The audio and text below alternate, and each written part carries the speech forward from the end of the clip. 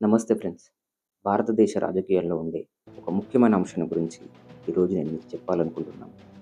మీరు నాయకులుగా రాజకీయాల్లో ఎదగాలనుకుంటే ఖచ్చితంగా ఈ అంశాన్ని గురించి మీరు తెలుసుకోవాల్సింది.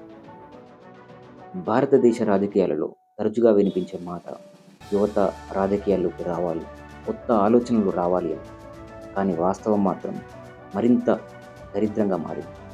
యువత రాజకీయాల్లోకి అడుగుపెట్టినప్పుడు వారి ఉత్సాహం, ప్రతిభ, ఆలోచన ధైర్యం కంటే ముందుగా ఎదురయ్యే ఒక కనపడని గోడ, అదే గేట్ కీపింగ్.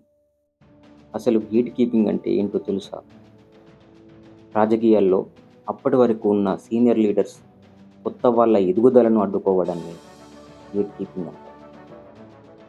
పార్టీల్లో స్థిరపడ్డ సీనియర్ నాయకత్వం ఒక శక్తివంతమైన వలయంలాగా తయారైంది. ఆ వలయంలోకి కొత్తవారు ప్రవేశించడం అంత ఈజీ కాదు. అనుభవం లేదని, సమయం కాదని, సామాజిక సమీకరణాలు సరిపోలేదని, ఇంకా ఎన్నెన్నో కారణాల పేరుతో యువ నాయకులను పక్కన పెట్టడం ఒక మైక్రో లెవెల్ పొలిటికల్ స్ట్రాటజీగా మారింది. ఇది కేవలం వ్యక్తిగత పోటీ కాదు, ఒక వ్యవస్థతో కూడిన కంట్రోల్ సిస్టమ్. కొత్త స్వరాలు వినిపించకుండా అడ్డుపడే ఒక సైలెంట్ పని. యువతలో ఉన్న ఉత్సాహం రాజకీయాలకు ఒక కొత్త పవర్. అయితే ఆ శక్తికి భయపడే పాత రాజకీయ వ్యవస్థ దానిని నియంత్రించడానికి ప్రయత్నిస్తూ ఉంటుంది. ఎందుకంటే ప్రతి కొత్త నాయకుడు ఒక కొత్త మార్పుగా కనిపిస్తాడు.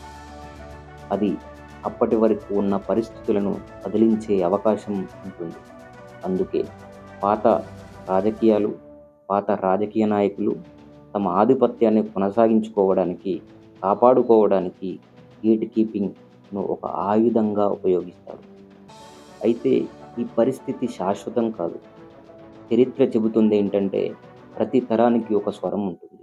తన సమయం వస్తుంది. యువతను ఎంతకాలం అడ్డుకున్నా వారి ఆలోచనలు, వారి ఉత్సాహం చివరకు మార్పుకు మార్గం చూపుతాయి. అయితే దీనిలో ముగింపుగా చెప్పే విషయం ఏంటంటే భారత రాజకీయాలలో యువతకు అవకాశం ఇవ్వడం కేవలం అవసరం మాత్రమే కాదు. ఇది వారు రాజకీయ పార్టీలు గమనించుకోవాలి. యువతకు అవకాశం ఇవ్వడం అది దేశ భవిష్యత్తు కోసం ఒక తప్పని ప్రక్రియగా ఉందనే విషయాన్ని వాళ్ళు అవగాహన చేసుకోవాలి. గేట్ కీపింగ్ ఎంత బలంగా ఉన్నా మార్పు అనే ప్రవాహాన్ని ఎక్కువ కాలం ఆపలేదు. రాజకీయాల్లో ఉండే ఇలాంటి వ్యవస్థలను ఒక యువ నాయకుడు తన మాటలతో, తన తెలివితో, తన ప్రవర్తనతో పటాపంచలు చేస్తూ ఎదిగినప్పుడే ఒక అన్నామలై, ఒక రాఘవ్ చద్దా లాంటి వ్యక్తులు కూడా భవిష్యత్తులో ప్రధానమంత్రులు కావచ్చు.